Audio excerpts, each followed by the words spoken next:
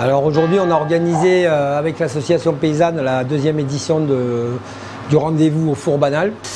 Et donc du coup, l'idée de cette journée autour du pain, c'est d'inviter en fait les gens à faire leur propre pain. Donc il y a un partage de savoir, il y a un atelier de savoir-faire autour du pain. Comment on fait du pain au levain, comment on fait du levain. Donc on a invité une intervenante, Marie de la Fouchardière, de Fraissinet de Lozère, qui est paysanne boulangère et qui, pour la deuxième année consécutive, est venue du coup animer cet atelier pain au levain.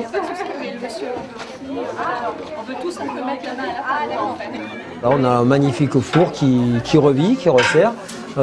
Beaucoup d'habitants sont venus participer à cet atelier. L'intérêt en fait d'organiser une journée comme celle-ci, c'est de mélanger.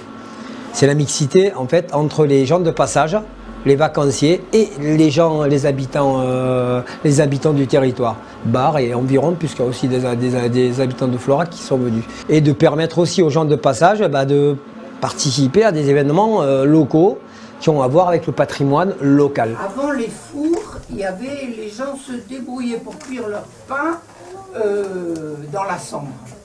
Et puis les seigneurs sont arrivés et ils ont dit « mais nous, on va construire des fours pour tout le monde ». Ce four banal qui est dans le château date vraisemblablement du XIIIe siècle. Il a été construit au moment où le vieux château qui était sur le Castellas est descendu dans le village. Il a été créé par les seigneurs de ce moment-là. Le banal du four, ça vient du mot ban. Le ban était la taxe que chacun devait payer pour faire cuire son pain. Tout comme ils payaient un ban pour faire mouliner au moulin ou au pressoir s'ils avaient des raisins. Tout ce qui était quelque chose de commun, qui devenait commun. Et le four banal, il est resté, il est bien conservé, il est en très bon état.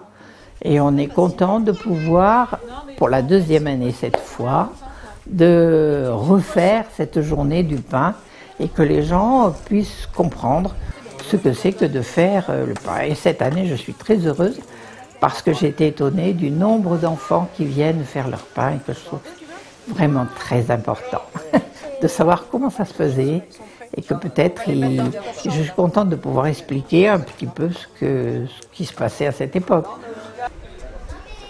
On a une boutique paysanne ouverte depuis 1 an et donc cette boutique paysanne, voilà, elle fonctionne avec plusieurs producteurs qui vendent leurs produits. Il y a une partie café associatif qui est très intéressante puisque dans cette partie café associatif, on permet aussi la dégustation des légumes transformés dans des galettes faites avec de la farine locale, etc. Enfin voilà, il y a une espèce il y a une gastronomie, on va dire paysanne, sans prétention, mais honnête. Voilà, ici c'est 0 promo cash, 0 métro, 0 rayon de supermarché en solde. C'est vraiment, même sur les épices, sur tout ce qui peut assaisonner les préparations, tout est vraiment bio et local, quoi. Je crois que là-dessus on est sur un lieu assez unique en Lozère à ce niveau-là, qui pour le moment fonctionne en associatif et s'il le faut, se mettre en scope ou dans un mode associatif entrepreneurial, mais ça on verra, quoi. Voilà, là on en est encore à la phase expérimentale, avec quand même le soutien moral de la mairie et le soutien physique des habitants du village de la mamie doyenne de 94 ans, Rose, jusqu'au plus jeune, participe à l'activité qui s'y déroule.